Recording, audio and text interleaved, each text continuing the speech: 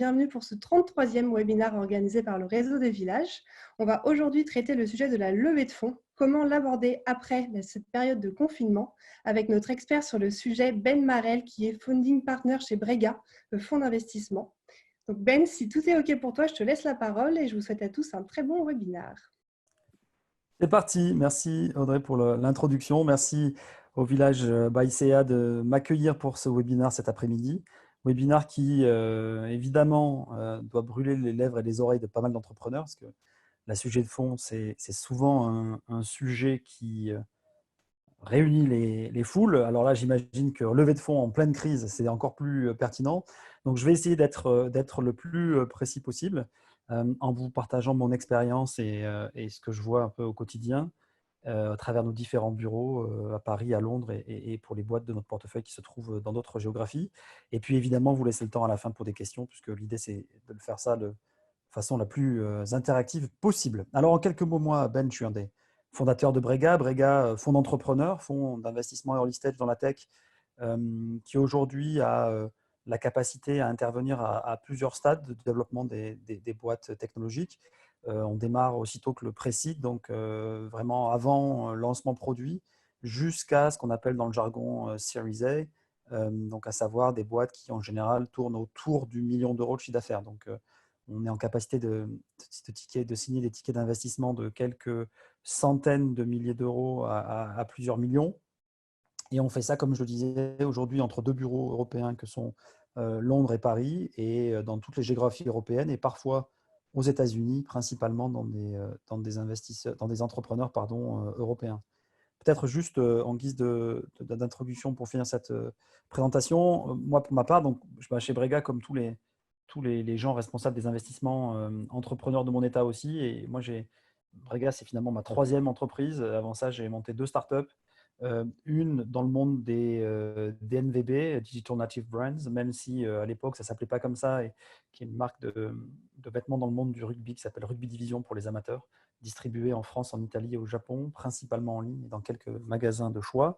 Et puis une startup B2B dans le monde de la fintech, même si là encore une fois ça ne s'appelait pas comme ça à l'époque, pour la notation financière extra-financière dans les pays en voie de développement, boîte qui s'appelle 54. Alors, en quelques mots, la levée de fonds, évidemment, c'est toujours un sujet qui brûle les lèvres. Pourquoi ? Parce que dans pas mal de modèles start-up, il y a une nécessité à du financement au démarrage, financement initial pour lancer les activités. Et je dis souvent, quand on me pose la question pour essayer d'expliquer un peu la différence des modèles start-up et donc la différence de leur modèle en termes de financement, c'est vrai que finalement, dans le monde de l'entrepreneuriat, il y a plein de modèles divers et variés. Et ceux qui s'opposent le plus, peut-être, c'est d'un côté celui de la franchise et de l'autre celui d'une start-up technologique. Et pourquoi ça ? Parce que dans une franchise, les gens qui montent des franchises, je ne sais pas, vous en avez peut-être dans votre entourage, je ne vais pas en citer, pas citer de marque là comme ça, mais on leur donne un cahier des charges qui est quand même excessivement précis. En général, ça va de l'organisation des locaux jusqu'à la peinture, en passant par les vêtements des serveurs et puis du staff, et puis les prix des produits, les fournisseurs. Enfin, c'est très, très cadré. Et la prise de risque est minimale. Elle existe toujours, hein, ça reste un sujet d'entrepreneur. Et pour moi, c'est un point important que je voulais souligner ici. Il n'y a pas de ranking dans les entrepreneurs. C'est vrai que les entrepreneurs tech qui lèvent des fonds ont pas mal les faveurs de la presse et des médias en ce moment, mais pour moi, être entrepreneur et se poser des questions sur la complexité de réaliser du chiffre d'affaires, d'avoir des clients, de s'assurer de payer ses feuilles de salaire à la fin du mois, ça reste une contrainte qui est vraie pour tout type d'entrepreneur. Donc voilà, je tire un chapeau aussi à tous les gens qui n'entreprennent pas dans la tech et qui ont parfois même moins de chance encore d'un point de vue financement. Donc voilà, ça va de ça où le risque il porte principalement sur l'emplacement et sur la réponse d'une solution à un marché, mais d'une solution qui a été éprouvée quelque part, jusqu'à des entrepreneurs tech, évidemment, qui, développent des nouveaux produits avec des technologies nouvelles, et donc sur lesquels il y a des preuves de rien. Et donc, comme je m'amuse à le dire souvent, et j'aime bien cette approche-là quand on démarre une boîte, c'est toujours simple de faire un Excel un peu basique avec les quelques hypothèses principales qui sont celles sur lesquelles on n'a pas encore de vérité, pas encore de retour du marché, mais une idée qui nous permet de dire, bah voilà, grosso modo, on pense que on va pouvoir vendre notre produit X euros et on pense que le vendre, ça va nous coûter autant. Donc, l'opposition de ces modèles fait qu'évidemment, on n'est pas dans les mêmes sujets et on n'est pas dans les mêmes solutions de financement non plus. Parce que quand on est sur des modèles très bien développés du type franchise, et ben là, on arrive avec de la dette bancaire et un peu de capitaux d'apport initial à se faire financer. Quand on crée tout from scratch, et notamment au début, le produit et le go-to-market et le test auprès des premiers utilisateurs, ça peut coûter des centaines, voire des millions d'euros. Et ça, ce n'est pas des choses sur lesquelles les financements traditionnels du type bancaire sont ouverts parce que c'est un risque qui est en dehors des gabarits et des contraintes de risque que sont prêtes à prendre les banques. Et c'est à ça que sont destinés les investisseurs en capital et notamment les investisseurs early stage. Et c'est forcément très différent et on verra en quoi ça se ressemble en ce moment, parce qu'en ce moment, il y a pas mal de franchises qui sont fermées, donc il y a des sujets de trésorerie pour tous. Et je ferai comme ça le parallèle entre le avant Covid et après Covid. Donc ça, c'est un peu la théorie de base. Donc quand vous développez un nouveau produit ou un nouveau projet avec une innovation qui n'a pas encore été testée, bah, il faut faire la preuve que ça fonctionne. D'où la fameuse traction et donc d'où le fait qu'il y ait des investisseurs un peu à chaque stade. Au tout début, quand il n'y a pas grand-chose, ce qu'on appelle un peu le love money ou le pré-seed, eh bien, on investit beaucoup sur l'équipe, principalement. D'ailleurs, je dis souvent en rigolant que les premiers euros que vous pouvez recevoir, c'est ceux de votre grand-mère. Et finalement, votre grand-mère, que vous montiez une franchise de pizza ou que vous montiez une start-up, elle s'en moque un peu. Ce qui lui importe, c'est de pouvoir vous soutenir. C'est un peu une exagération, mais c'est des gens qui ont tellement confiance en vous que finalement, vous suivrez un peu dans n'importe quel projet. Et ce qui importe, c'est ce que vous allez faire. Et c'est ce qui fait qu'après, plus on avance, plus on valide certaines de ces hypothèses dans ce fameux Excel un peu back of the envelope, là, qui doit donner un peu les unit economics et la vision de ce que vous voulez prouver quand vous développez votre boîte, plus on pourra convaincre des gens qui nous sont moins proches et qui ont une vision plus financière, parce qu'il y a plus de finances dans la manière dont vous gérez votre boîte. Et donc, évidemment, plus vous avez du réseau, plus vous avez été déjà serial entrepreneur, plus vous avez pu faire preuve que vous étiez en capacité de monter des boîtes sur des sujets et que vous aviez pu être successful, bah, évidemment, c'est plus facile de lever de l'argent au-delà de votre grand-mère. Et donc, c'est pour ça que là aussi, parfois, on voit dans la presse des tours de financement avant lancement du produit de plusieurs millions, voire dizaines de millions d'euros, et notamment aux US, dans des boîtes de serial founders, quoi. Donc, c'est vrai que aussi injuste que ça puisse paraître, parce qu'il y a plein de gens qui ont essayé d'écrire des théories sur la répétibilité du succès entrepreneurial et objectivement, c'est loin d'être évident. Je pourrais y revenir dans une deuxième partie. En tout cas, ce qui est sûr, c'est que oui, les serial entrepreneurs, les gens qui ont déjà prouvé qu'ils étaient en capacité de développer des boîtes et de les rendre à succès, eh bien, ils ont plus facilité à lever de l'argent. Voilà. Donc, si Elon Musk demain relançait un projet, pour peu qu'il ait besoin d'argent, autant vous dire qu'il trouverait de l'argent assez facilement. Voilà, c'est un peu le cliché. Si vous sortez fraîchement de l'école et que vous n'avez encore rien fait, bah, c'est plus difficile. Et donc là, il faut se battre un peu avec les dents. Il faut être aussi un peu plus lean. Maintenant, je le disais tout à l'heure, ça ne garantit pas le succès. Pourquoi ? Bah, parce que quand on réussit, il faut être très sage et prendre le recul nécessaire pour se poser les questions de pourquoi on réussit. En général, quand on rate, on se pose des questions tout le temps, beaucoup. Quand on réussit, on le fait un peu moins. Et donc, quand on remet le couvert, il n'est pas garanti qu'on ait la bonne recette. Ça peut avoir marché une fois, mais pas forcément une deuxième. Et vice-versa. Pour la petite histoire, elle est reprise souvent, mais je la note quand même parce qu'elle est intéressante. Henry Ford, donc le fondateur de la fameuse marque Ford, qui est une des plus grandes capitalisations boursières mondiales jusqu'à récemment, a réussi Ford après sa 8e boîte. Donc les 7 précédentes, il les a plantées. Donc ça veut dire aussi que quand on plante des boîtes, si on prend le recul nécessaire et suffisant, on apprend des choses. Donc il n'y a pas de vérité là-dedans, mais forcément, ça crée un peu de biais de facilité. Donc ça, c'est le premier round des investisseurs. Et dans les investisseurs, à ce stade-là, pré-produit, ou quand vous avez des bribes de quelque chose avec une équipe et une idée, il y a principalement donc, les proches, on en a parlé, Friends and Family. Il y a les business angels et il y a ce qu'on appelle les fonds de pré-seed, donc les fonds early stage. En Europe, il n'y en a pas des millions, mais il y en a quand même quelques-uns. Il y a, les plus connus sont probablement, et je les salue tous d'ailleurs, Kima ou Seedcamp au UK. Donc voilà, des gens qui font vraiment des tickets pré-launch. Et puis, il y a pas mal de fonds qui en font aussi, même s'ils ont un spectre un peu plus large. Et Brega, c'est notre cas. Nous, on fait pas mal de tickets précis. On en fait en seed et en série A, comme j'en parlais. Donc ça, c'est une première catégorie. Après, il y a des gens qui font le seed. Souvent, le seed en Europe, là aussi, il y a des définitions qui peuvent un peu changer.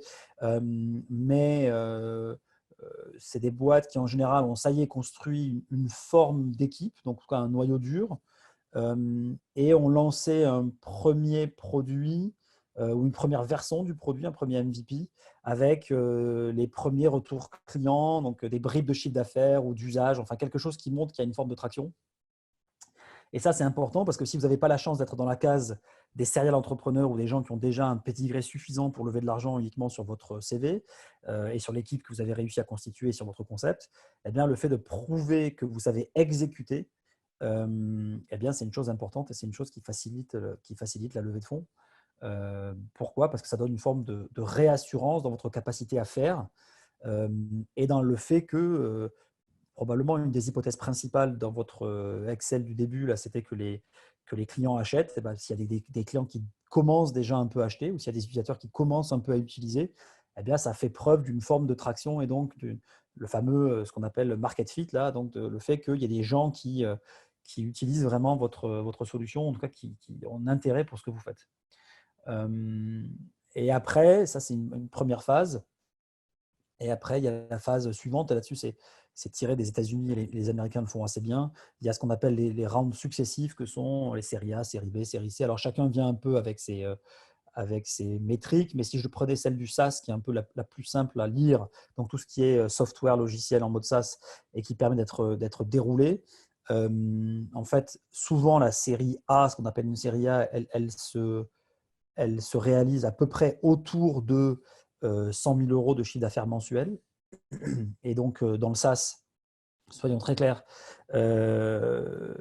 le chiffre d'affaires, c'est quasiment de la marge brute, hein, parce qu'en fait, le logiciel, une fois qu'il est fait, bah, il est vendu avec très peu de frais associés. Donc, c'est une métrique importante. Et je le dis parce que souvent, des gens confondent et disent « Ah ouais, mais moi, j'ai un modèle de marketplace, par exemple, et donc je fais 100K de GMV, donc c'est comparable à du SaaS. » Pas vraiment. Hein. Donc, dans une marketplace, premièrement, rares sont les marketplaces où il y a un engagement de répétition tel que dans le SaaS. Donc ça, c'est le premier sujet. Hein. C'est pour ça qu'on appelle ça du MRR, hein, du Monthly Recurring Revenue. Donc c'est vraiment du chiffre d'affaires qui revient, ce qui est un peu le sujet dans le SaaS, même s'il peut y avoir du churn, et d'où le sujet des cohortes, et on pourra y revenir plus tard, mais c'est un peu la logique. Dans les marketplaces, c'est moins vrai. C'est rare que les clients ils rachètent tous les mois, sauf dans les sujets et on a vu par le passé les Dollar Shave Club, enfin voilà, les sujets de lames de rasoir, de couches culottes, de produits de menstruation pour les femmes. Enfin, il y a plein de sujets qui peuvent revenir, mais c'est moins évident. C'est le premier truc. Et le deuxième, c'est évidemment que la marge brute ou le net revenu dans une marketplace, qui est un peu le take rate, il est bien moindre que la GMV. Donc le volume peut être de 100, mais en fait, souvent, on prend entre 10 et 25%. Donc en fait, le vrai chiffre, c'est que 5 à 10 fois moins. Et donc, on n'est pas exactement sur les mêmes ordres de grandeur. Donc ça, c'est une métrique importante dans le SaaS. Après, chacun a adapté dans son marché. Et pourquoi 100K de MRR? Ça, c'est le fameux double, triple, double des US pour faire des boîtes à 100 millions d'euros de chiffre d'affaires avec une croissance assez dingue qui fait qu'elles peuvent valoir 1 milliard. Donc ça, c'est un peu le modèle de la licorne. Et je viendrai ensuite pourquoi c'est important, parce que les licornes en soi, on s'en fout. Mais pourquoi c'est important, et notamment dans l'approche d'un VC, c'est que évidemment, quand vous faites 100 cas de MRR, là, donc 1,2 million de chiffre d'affaires à peu près, si vous triplez une fois, vous arrivez à 3 millions et des caisses, 3 millions 6, hein, pour faire simple. Si vous retriplez, ben là, vous flirtez avec les 12 millions. Si vous doublez, vous faites 25 millions. Si vous redoublez, vous en faites 50. Si vous redoublez, vous faites 100. Donc, si vous faites 2 fois 3, 3 fois 2, vous êtes dans un modèle d'ultra-croissance qui vous amène à 100 millions d'euros de chiffre d'affaires. Et ça, c'est un peu la métrique magique dans le SaaS. Et toutes les boîtes qui ont cette trajectoire, vous pouvez les regarder, les Zoom et compagnie, eh bien, c'est des boîtes qui finissent par valoir 1 milliard. Et pourquoi c'est important dans l'approche et dans la vision d'un VC? c'est parce que, ultimement, le métier d'investisseur en capital risque, c'est un modèle très particulier. Et c'est pour ça aussi, pareil, que tout le monde va appliquer le modèle du investissement en capital risque à toutes les boîtes. Et ça ne marche pas comme ça, parce qu'il faut avoir des caractéristiques intrinsèques qui sont très particulières. Il faut avoir un produit et un marché qui permettent de soutenir une telle croissance. Pour la petite histoire, croître 3 fois year on year, 3 fois d'une année sur une autre, c'est un peu plus de 10%, c'est 10% par mois, grosso modo. Donc voilà, une croissance de 10% par mois, c'est très, très, très, très fort. Et donc, ce n'est pas donné à toutes les startups, ce n'est pas donné à tous les sujets. Et donc, il y a des boîtes qui arrivent à passer la barre et d'autres pas. Donc, c'est pour ça que souvent, un des feedbacks que vous pouvez avoir des investisseurs en capitaux et des VC, c'est super produit, super, mais le marché n'est pas assez gros ou la croissance n'est pas au rendez-vous. Et donc, bien comme c'est un jeu où il y a de la casse et un peu de réussite, eh bien forcément, il faut que les peu de réussite permettent de compenser la casse. Donc, pourquoi x10? Ça, c'est une image que je prends souvent, mais je vais la refaire. C'est parce que si vous prenez un portefeuille de VC. Il ne faut pas oublier que tous les investisseurs ont aussi des clients à eux, qui sont leurs investisseurs à eux, qui leur confient de l'argent. Donc vous, quand vous êtes entrepreneur et que vous levez des fonds, sachez que les VC qui sont en face de vous, alors pas tous, parce qu'il y a pas mal de grandes boutiques où les métiers sont découpés, où les boîtes sont anciennement rattachées à des banques ou des assurances, mais un VC entrepreneur comme Brega, il a fallu aller convaincre des gens de nous confier de l'argent pour qu'on puisse investir. Puisque heureusement ou malheureusement, ce n'est pas tout uniquement que notre argent. Nous, on a eu la chance d'avoir une croissance assez fulgurante, puisqu'on est passé de 0 à 250 millions d'euros sous gestion en 5 ans, ce qui fait de nous probablement un des VC qui a la plus forte traction en Europe. Mais il n'empêche quand même qu'il a fallu convaincre des gens de nous confier de l'argent. Donc, ils nous confient de l'argent, ils attendent qu'on leur retourne avec un peu de performance, évidemment, sinon on ne le fait qu'une fois. Passer la première fois, ils nous remercient et ils nous disent « Ben, à la prochaine ». Donc l'idée, c'est ils attendent de la performance, et cette performance, grosso modo, sur un fonds VC, on va dire que les moyennes sont dans 40% de l'argent investi est perdu. Et quand je dis perdu, c'est bien qu'il retourne zéro. Et ça veut dire quoi? Ça veut dire qu'on s'est trompé sur le potentiel de marché, sur l'équipe peut-être, elle n'a pas réussi à délivrer ce qu'elle devrait délivrer, sur la concurrence, parce qu'on ne peut pas tout savoir, on ne peut pas connaître la roadmap de Google par cœur. Donc on a pris un pari et on s'est trompé dans la réalisation de ce pari. Donc 40% de zéro, 20% de 1 fois, c'est là où on récupère notre argent uniquement. Donc ça fait du 1 fois 20% pour les meilleurs batteux, là ça fait 0,2. 20% où on fait x3, donc là on récupère 3 fois la mise, vous allez dire c'est génial, mais 3 fois sur uniquement 20% du portefeuille, ça fait 0,6. Donc 0,6 et 0,2, ça fait 0,8. Et c'est sur les 20 derniers pourcents qu'il faut faire des multiples incroyables, et d'où la métrique un peu magique dans le monde du venture qui est le 10x, puisque 10x, eh bien, si vous faites 10 fois 20, sur 20% de votre cash, eh bien, ça fait 2, 2 plus les 0,8, ça fait 2,8. Vous enlevez les frais, parce que dans un fonds, évidemment, il y a de l'argent pour faire tourner l'équipe, pour faire tourner les fonds. Là-bas, vous arrivez à des performances de 2 plus, voire 3 plus. Et évidemment, plus vous aurez du multiple sur les derniers 20%, plus vous ferez exploser les modèles. Donc après, chaque fonds VC a sa stratégie. Il y a des gens qui préfèrent bétonner et éviter du zéro sur les 40. Il y a des gens, au contraire, qui sont très agressifs et qui vont les faire que des plus de x10 en se disant c'est ça qui compte et c'est comme ça que j'aurai de la perf. Aux États-Unis, c'est très clairement comme ça que les Américains réfléchissent. On voit même des entrepreneurs parfois dropper des boîtes en cours de route parce qu'ils se disent finalement ça n'aura pas le potentiel de devenir une unicorn, ce qui pose des questions éthiques et morales, mais c'est le mindset dans lequel sont les Américains. Ils sont prêts à dropper pour repartir et pas perdre du temps, entre guillemets, à travailler sur une opportunité qui n'a pas le potentiel de faire une grosse sortie. En Europe, comme on ne fait pas des licornes tous les jours, c'est un peu plus difficile, donc on essaie d'edger un peu tout ça. Mais évidemment, dans chaque équipe, dans chaque fonds, on essaie de construire un portefeuille sur un fonds pour pouvoir obtenir cette espèce d'équilibre. Donc ça, c'est un peu la théorie, et j'ai déjà beaucoup parlé de ces sujets-là sur différents talks et différents webinars, mais ravi d'en reparler.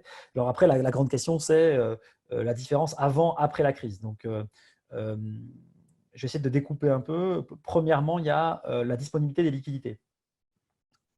À aujourd'hui, comme vous le savez, comme la crise précédente en 2008-2009 a été une crise plutôt du monde financier et bancaire, principalement, une des façons de patcher la crise, je dis bien patcher parce qu'on n'a pas résolu tous les problèmes, mais une des façons de patcher, c'était de donner accès à des liquidités pour s'assurer qu'il y ait du cash dans le marché et que l'économie ne s'enraye pas. Ça donnait l'occasion à ce qu'il y ait pas mal d'argent disponible dans différentes classes d'actifs. Et quand il y a de l'argent disponible, évidemment, ça veut dire que comme ce n'est pas les salaires qui ont augmenté, et là je rentre dans un débat philosophique, mais comme ce n'est pas les salaires qui ont augmenté, on n'a pas d'inflation.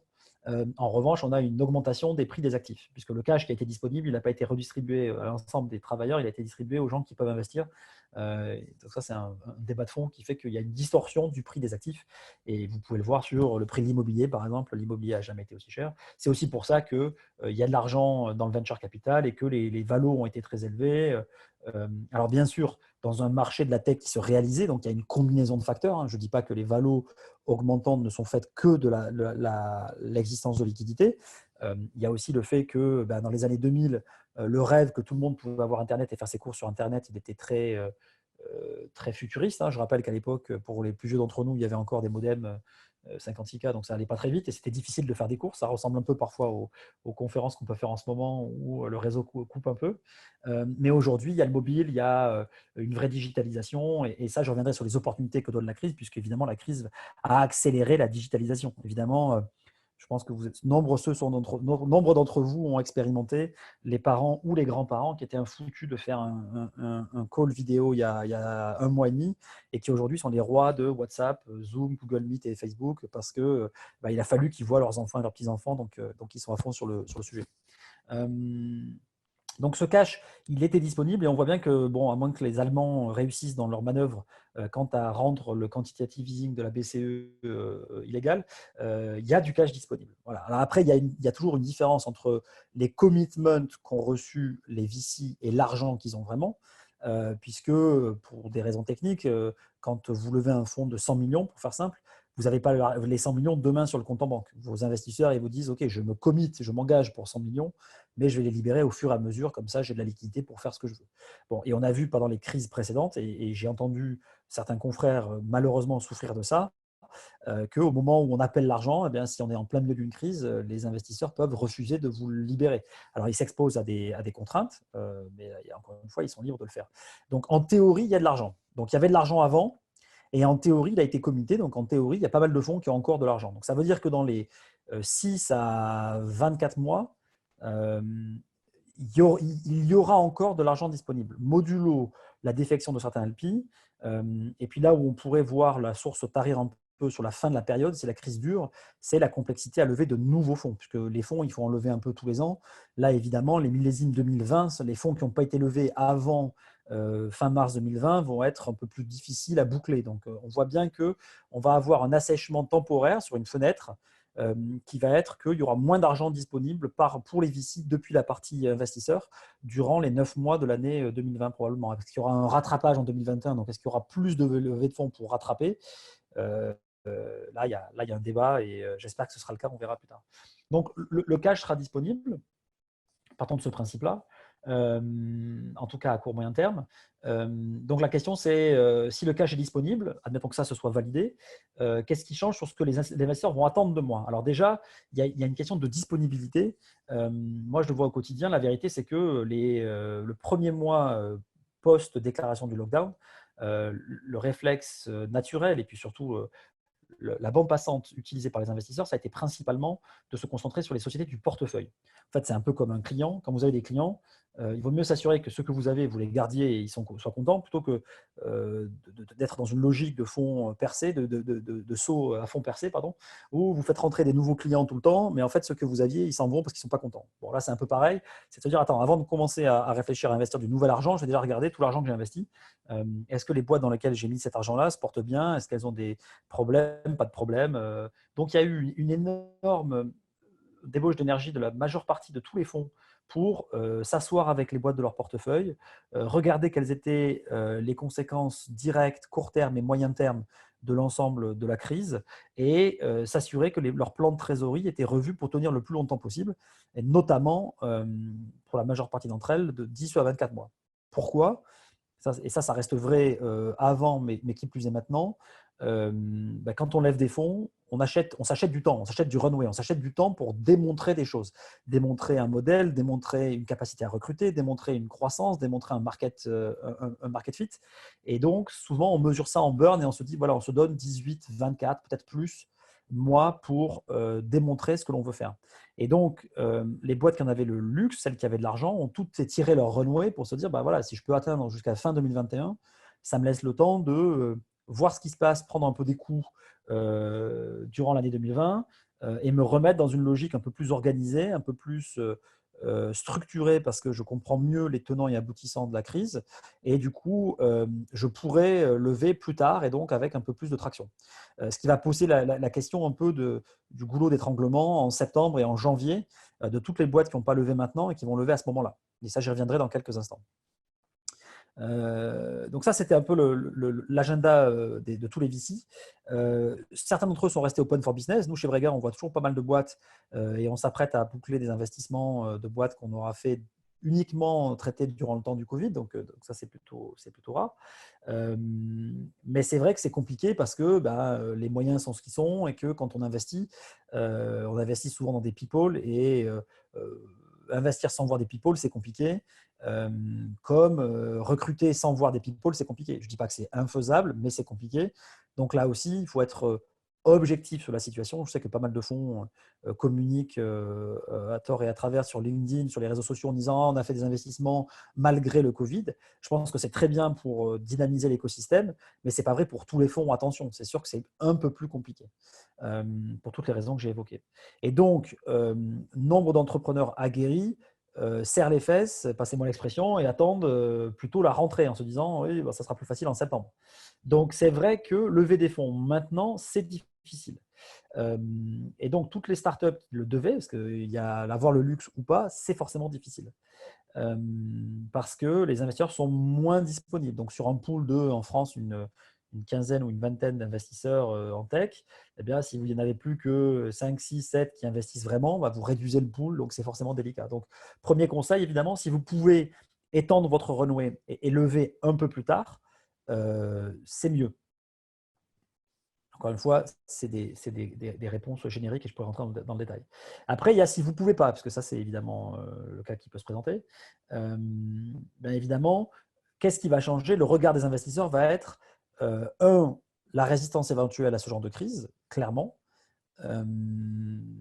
puisque l'idée, c'est de se dire si ça se répète, est-ce que c'est des business qui peuvent durer durant la crise? Nous, je fais de la pub pour une de nos boîtes. On a de la chance, on est investi dans une boîte qui s'appelle Fit, F2IT, qui est une boîte qui permet de faire de la gym à la maison sur iPhone et sur TV. Évidemment, ils ont eu un tel pic durant la crise que oui, c'est plutôt rassurant. Et donc, il y a pas mal d'investisseurs qui ont tapé à la porte parce que ça permet de se dire, ouais, j'ai un modèle qui est résistant. Donc ça, c'est un premier sujet. Le deuxième sujet, c'est est-ce que c'est des boîtes qui peuvent continuer à vivre même si les 6 mois qui viennent sont complètement imprévisibles et si la crise frappe fort le reste des économies. Donc, c'est sûr que ça, c'est un des critères qui va être pris en compte par les investisseurs qui n'existaient pas forcément auparavant. Et finalement, c'est là où il y a pas mal d'opportunités pour les boîtes en pré-seed. Et nous, c'est notamment ce genre de deal qu'on va annoncer, qui de toute façon, dans les mois qui viennent, vont construire du produit, donc ne seront pas forcément en relation avec des clients ou dans une démarchage client. Donc, si finalement vos clients ne sont pas encore open for business, ce n'est pas très grave parce que vous avez votre produit à construire. Donc, l'impact, on va dire qu'il est moindre. Et puis, il va y avoir les sujets qui sont des sujets où vous arrivez à démontrer que la crise n'a pas trop d'impact et que vous pouvez continuer à vendre. Donc ça, après, rendez-vous compte, nous, on reçoit plus de 7000 opportunités par an. Donc le côté, oui, nous, on n'est pas impacté par la crise, tout va bien, on l'a entendu déjà 100 fois. Donc il faut qu'il y ait des vrais arguments tangibles qui permettent de dire, voilà, nous, on a une solution qui permette justement aux gens de mieux travailler à domicile ou qui permet aux restaurateurs de sauver leur trésorerie demain. Enfin, toutes des choses qui vont permettre de rassurer les VC là-dessus. Et évidemment, eh bien, on était déjà dans une logique de la croissance à tout prix jusque 2019. 2019, il y a eu un peu le scandale WeWork où on s'est rendu compte que balancer de l'argent, j'exagère un peu, en espérant que ça fonctionne un jour, ce n'était pas forcément le bon modèle et qu'à un moment, il fallait se poser les questions véritables des unit economics et de les raisons pour lesquelles les business fonctionnaient ou ne fonctionnaient pas.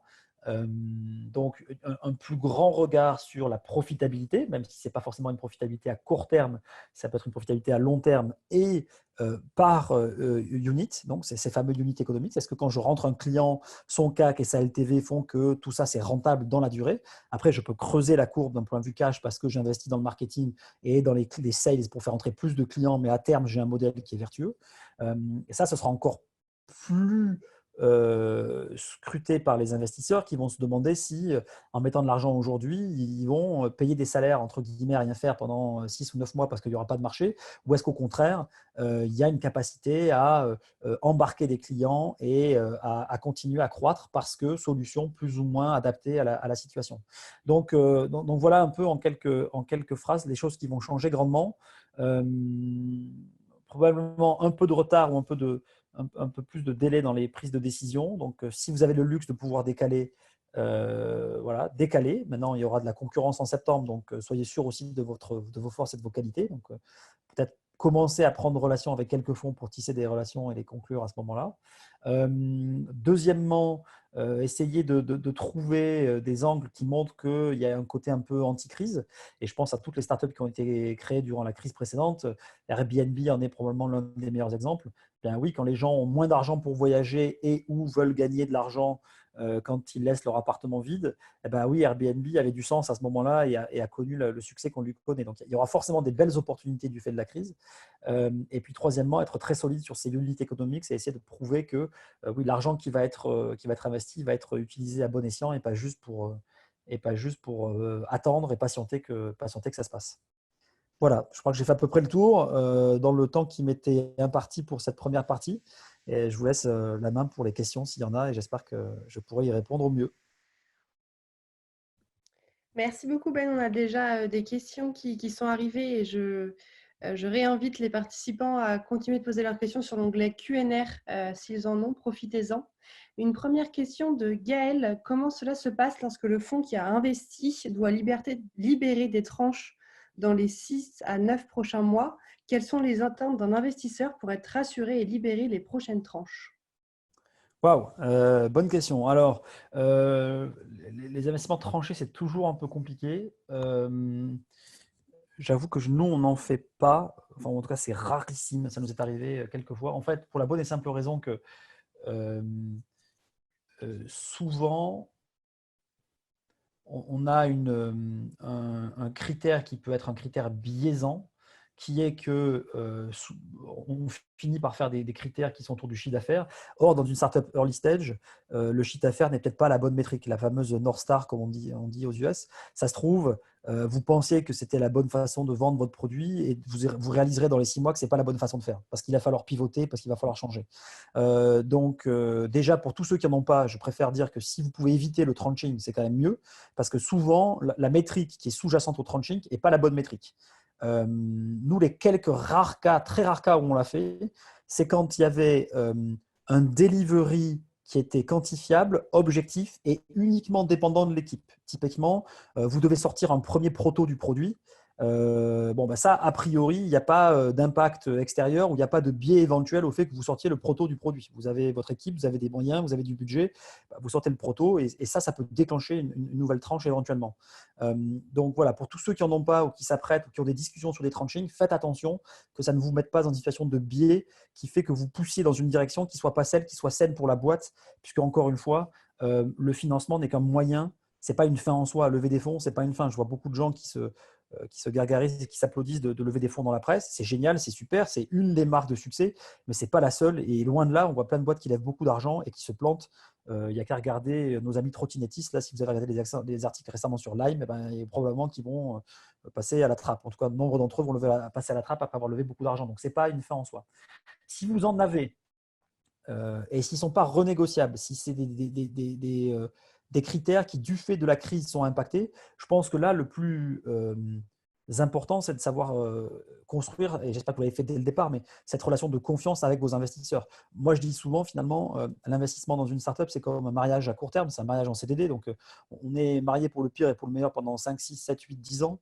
il faut savoir se dire les choses. Donc, objectivement, s'il y avait des tranches qui étaient arrêtées sur un chiffre d'affaires, que vous fassiez de la vente grand compte et que pendant 4 mois, les grands comptes sont fermés, vous ne pouvez pas les voir et que vous ne pouvez pas vendre, bon, ben là, il faut objectivement revoir les critères avec vos investisseurs en toute honnêteté et en toute franchise. Donc, voilà, ça ne sera pas forcément très agréable, ça ne viendra pas forcément avec des bonnes nouvelles. Ça, je peux pas, chacun gère un peu comme il veut, mais, euh, mais je pense que la transparence et la communication est la meilleure des façons de gérer. Euh, et du coup, fort de cette expérience-là, peut-être que ça vaut le coup de repenser les milestones ou de repenser les KPI qui sont sous-jacents à vos tranches. Parce que comme je le disais, c'est jamais facile. Merci beaucoup, Ben. Une question concernant la valo à présent. La valo des startups risque-t-elle d'être minimisée au vu du contexte de prudence qu'adopteront les VC et le risque d'affluence de dossiers? C'est une bonne question. C'est une très bonne question. Structurellement, enfin, si je raisonne de manière structurelle, si ce que je disais reste vrai, donc si les liquidités ne diminuent pas, donc s'il y a autant d'argent disponible, et si deux, il y a une concentration des dossiers à financer en septembre ou en janvier, forcément, il y aura un peu une course pour les meilleurs, et je dis bien meilleurs parce que ça reste très subjectif. Hein. Il y a des boîtes qui, encore une fois, je le disais, lèvent de l'argent et ne sont pas forcément successful, ou inversement, des boîtes qui ont des trajectoires qui, au début, paraissent pas incroyables et qui finissent par être des unicorns. Donc, tout ça, c'est très subjectif. Mais il y aura forcément un peu de compète là-dessus. Donc, comme il y aura de la compète, les prix risquent d'être élevés. À l'inverse, les boîtes qui ne seront peut-être pas celles qui vont sortir du lot dans ces périodes un peu plus concentrées d'investissement, seront peut-être oui, pricées à des prix un peu moindres. Donc, s'il n'y a pas de concurrence, c'est comme tout, ça reste un marché. Donc, s'il n'y a pas de concurrence, oui, les prix seront forcément un peu moindres. Donc, oui, est-ce qu'on peut s'attendre à ce que les valos soient un peu plus basses? Je ne sais pas si on pourra le dire de manière across the board dans le marché, parce que je pense que certains deals vont tirer les autres. Mais oui, probablement que certains deals, probablement que les derniers quartiles seront peut-être un peu plus à des prix plus faibles que ce qu'ils auraient pu être auparavant, parce que comme ils sont dans le dernier quartile, il y aura un dynamisme, un enthousiasme de la part des investisseurs qui sera un peu moindre. Et donc, du coup, les gens vont essayer de se hedger peut-être sur le risque avec des prix moindres. Idem sur les modèles qui sont des modèles peut-être moins ou plus sensibles à la crise, moins anticycliques, et sur lesquels les investisseurs voudront peut-être prendre des paris, mais en se hedgeant, c'est un bien grand mot, hein, parce que si on a tout perdu, on a tout perdu. Mais comme je le disais tout à l'heure, si on fait zéro, on fait zéro. Mais en tout cas, en se disant, bon, je pars d'un point qui est peut-être un peu plus bas, et donc en respectant la logique dont je parlais tout à l'heure, mon 10x, il est peut-être plus facile si je pars d'une valo de 5 ou 6 millions que d'une valo de 10 ou 12. Donc oui, c'est possible. Mais je ne pense pas que ce soit au cross de board pour les situations, pour les raisons que je citais, à la fois la disponibilité de cash et de l'autre, les quelques boîtes qui vont tirer leur épingle du jeu dans la situation. Mais il y aura forcément. De toute façon, le réajustement était un peu nécessaire. Il y avait une forme d'emballement avec plein de gens qui jouaient aux investisseurs, certains corporates, certains gens, family office ou personnes riches qui avaient de l'argent qui se disaient, je vais faire des startups qui ne connaissaient pas forcément le secteur. Donc, ça va calmer un peu tout le monde. Donc, oui, je pense qu'il y aura un petit ajustement, principalement pour les gens non anticycliques et pour le dernier quartile des startups qui lèvent. Merci. Une nouvelle question de Sébastien. Quel est le bon degré de précision à donner au fonds dans le besoin à financer? Quel niveau de détail et quelle marge de manœuvre?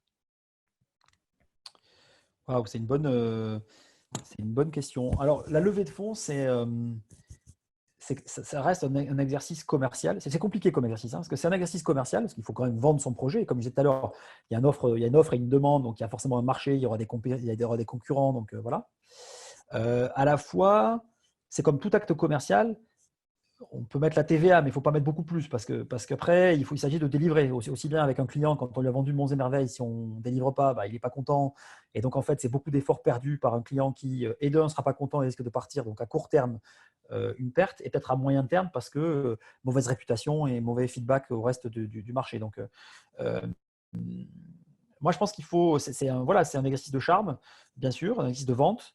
Mais il faut être conscient que derrière, on va être avec les fonds qu'on fait investir pendant plusieurs années. Donc, si on avait fait là où le marié est trop beau, le lendemain du mariage, c'est forcément difficile. Donc, moi, je suis partie prenante du fait qu'il faut être assez transparent. Moi, je valide beaucoup et chez Brega, c'est un peu cross the board, hein, on valorise beaucoup la transparence. On est conscient qu'on ne sache pas tout. Voilà, il y a des choses qu'on doit savoir, il y a des choses qu'on sait, il y a des choses sur lesquelles on peut avoir des convictions.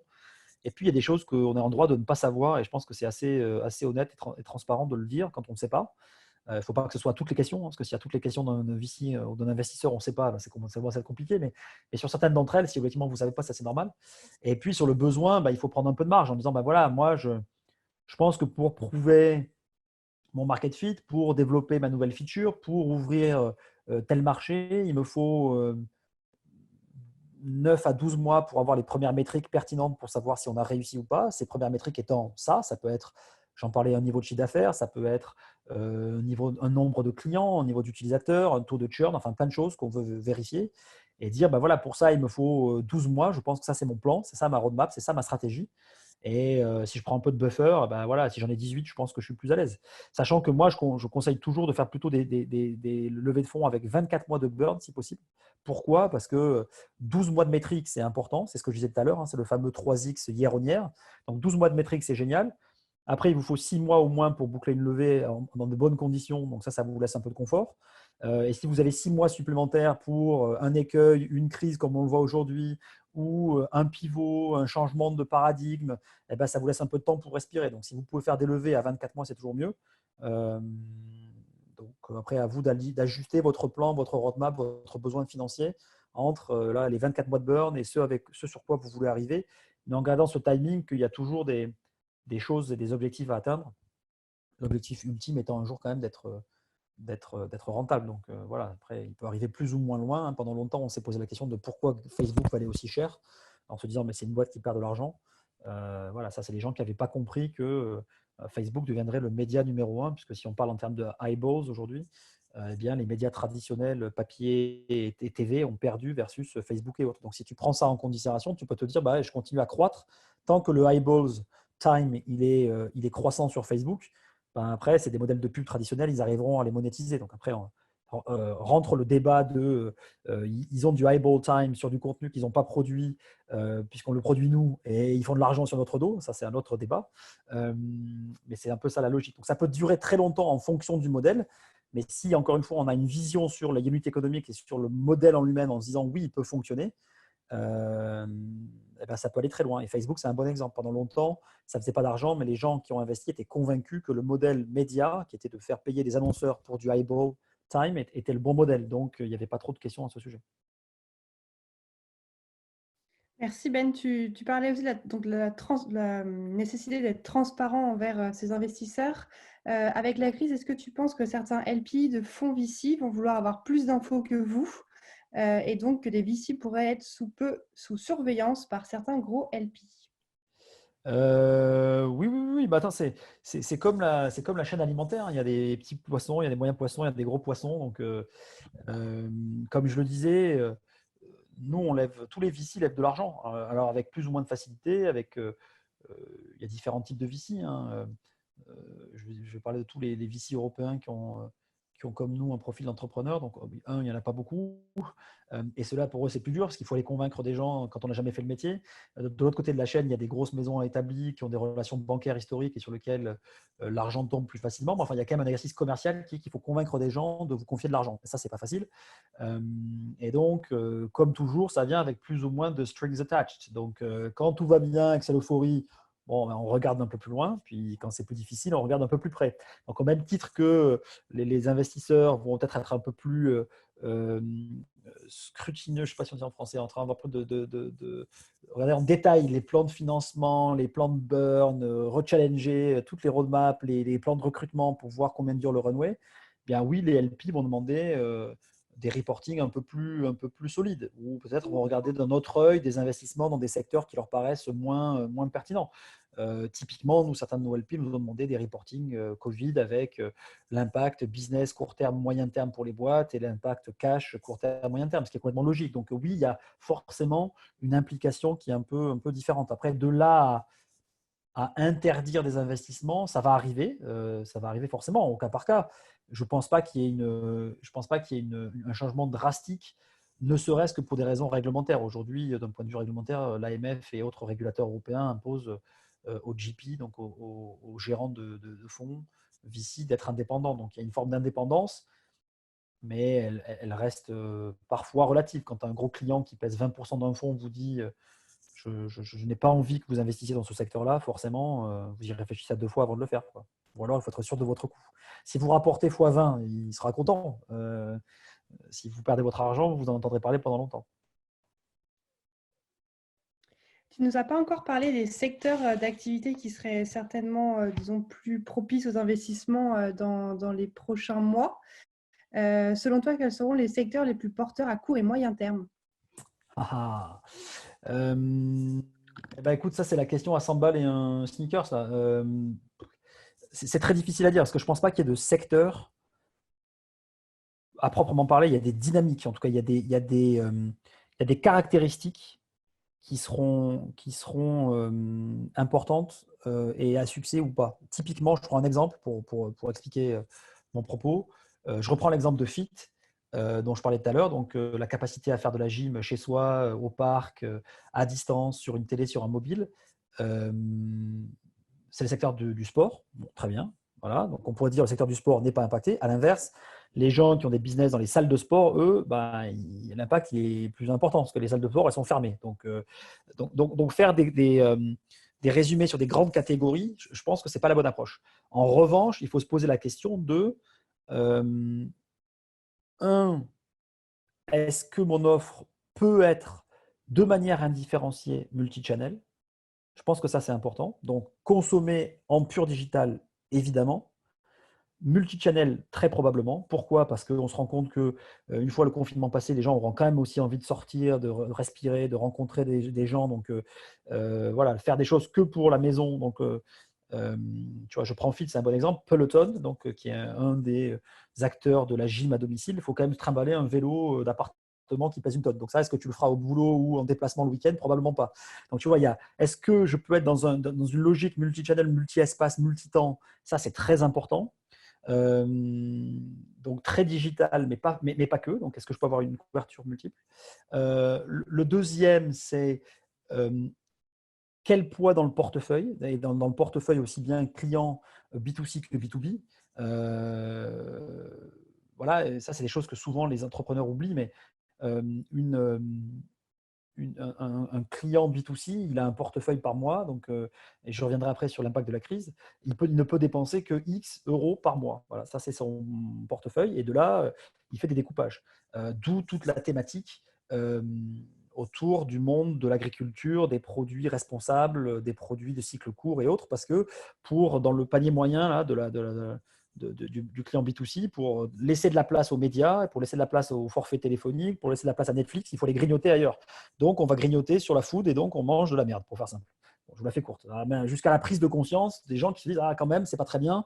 Finalement, on est ce qu'on mange, donc on devrait mettre plus de budget sur ce qu'on mange et donc venir comprimer d'autres postes de budget. Donc, il y a cette logique de se dire voilà, où est-ce que je peux aller chercher de l'argent, où est-ce que va être la valeur perçue par le client final. Et oui, la crise va réouvrir des perspectives. Le bien-être au sens large, donc le sport en est un, mais le bien manger, le bien vivre, le bien dormir va être un sujet. Le bien travailler va être un sujet. Et pareil chez les entreprises. Et tout ça à l'aune de, probablement, si on a des solutions mass market, bien une crise économique qui risque de tendre un peu sur les salaires. Donc, je prenais l'exemple de Airbnb tout à l'heure. Une solution qui permet à des gens de faire de l'argent quand ils ne sont pas chez eux ou de voyager à moindre coût, quand on est en période de crise, c'est une solution qui plutôt du sens, donc c'est plutôt anticyclique. Mais on voit bien que ce n'est pas complètement vrai pour d'autres acteurs de l'industrie du tourisme. Donc, si je vous disais le tourisme au sens large, c'est une industrie dans laquelle investir, vous me diriez, Ben, tu es complètement taré. Non, il y a des dynamiques sur des métriques et des critères qui sont propres à chacune des industries. Donc, moi, je ne pense pas qu'il faille regarder ça d'un point de vue traditionnel, INSEE, industriel, mais plus dynamique propre au business. Très clair, merci beaucoup. On a également une question de Fred qui te demande quels sont vos top 5 principaux critères pour investir dans une startup en pré-seed ou en seed. Et je rajoute une petite question en parallèle de Christophe qui demande le pré-seed correspond à une enveloppe de quelle valeur? Ticket investi. Ok, alors ça, tout le monde a sa propre définition, donc ça va être très difficile. Et comme je le disais tout à l'heure, des fois on voit des founders qui ont, je reprends Elon Musk, hein, mais des gens qui ont été successful, qui ont vendu des boîtes ou qui ont fait des belles histoires, qui sont capables de lever des fonds pré-launch, pré-seed donc, de plusieurs millions, voire dizaines de millions. Donc ça, c'est pas la vraie vie, ou en tout cas, c'est des cas, des cas très spécifiques. En général, un précide en Europe, on va être autour de quelques centaines de milliers d'euros. Voilà, donc on va être entre 0 et 500. Certains pourraient pousser jusqu'à 1 million, mais enfin, c'est ça l'ordre de grandeur. Donc, je pense qu'une bonne moyenne, c'est 500. Et ça permet de réunir une équipe et de commencer à faire un début de MVP, quoi. Voilà, sachant que le seed, lui, va aller de, là aussi, on a des seeds qui sont très gros, mais de 500 à quelques millions, hein, voilà. Et les Series A, historiquement, elles étaient, quand on a lancé Brega il y a 5 ans, c'était 3 millions les Series A. Maintenant, c'est entre 6 et 10. Donc, vous voyez que ça grossit exponentiellement pour plein de raisons. J'en ai déjà parlé tout à l'heure. Aussi parce qu'on a réalisé le potentiel de la tech et on se dit, oui, des boîtes européennes peuvent devenir des licornes, donc pourquoi pas les financer pour qu'elles aient cette trajectoire. Mais voilà un peu l'idée. Donc, on va dire pré-seed 500 en moyenne, seed 1,5, 2 en moyenne, donc de 1 à 3, quoi. Et Series A, on va dire 6 ou 7 en moyenne, de 3 à 10, pour faire simple. Voilà. Et ensuite, qu'est-ce qu'on regarde J'allais dire, c'est comme dans l'immobilier, emplacement, emplacement, emplacement. Dans l'investissement early stage, ça va être équipe, équipe, équipe. Pourquoi Parce qu'en fait, on sait très bien que c'est l'équipe qui exécute. Et donc, il faut qu'il y ait une complémentarité, une vision, une ambition, une résilience, enfin des qualités que chacun apprécie à sa manière et juge importantes, mais en tout cas, une confiance en le fait que l'équipe qui porte le projet peut l'amener à bout, en tout cas peut l'amener très loin dans une logique d'investissement VC. Après, elle n'a pas forcément toutes les cartes en main, donc elle peut s'enrichir. Donc il y a aussi cette capacité à attirer des talents, ça c'est important. Et c'est souvent quelque chose que les gens sous-estiment, notamment chez leur CTO. Souvent, ils prennent leur pote qui s'est développé. Ça, c'est cool. C'est bien pour être un lead dev. C'est bien pour apprendre et commencer à faire un produit. Est-ce que c'est vraiment la personne qui pourra embarquer une vision, recruter des équipes tech de plusieurs centaines de personnes? C'est là que parfois le bas blesse un peu. Donc, tout ça, c'est les critères. Et puis, comme on en demandait 5, je vais en rajouter un peu. Nous, c'est comme ça qu'on les édite chez Brega. Sur notre site, on a défini ça comme étant une approche VIP. Donc, Vision, Individuals and Product. Donc, l'individual, j'en ai parlé, c'est vraiment l'équipe. Et donc, après, les deux autres critères qui nous tiennent à cœur particulièrement, c'est vraiment la vision. Donc, qu'est-ce que vous cherchez à faire Où est-ce que vous voulez aller? C'est quoi la cible? Quelle mission vous voulez donner à votre boîte? Et puis, le product, c'est un peu le go-to. Donc, je prends souvent cette image-là. C'est comme si la vision, c'est d'aller à Barcelone. Eh ben, la roadmap, le product, le go-to, c'est de se dire j'y vais en voiture par la route. Et puis après, si on a une équipe incroyable, bah, si jamais les routes sont fermées, on passera par les chemins. Et puis si jamais la voiture crève, elle prendra un vélo. Et après, ça, c'est la vie d'une startup. Après, tout change. Mais en tout cas, la vision reste d'aller à Barcelone. Très clair, merci Ben. Donc ça répond également à la question de Pascal qui demande quel est le critère qui te pousse à prendre le risque. On répond l'équipe. Voilà, et people, exactement.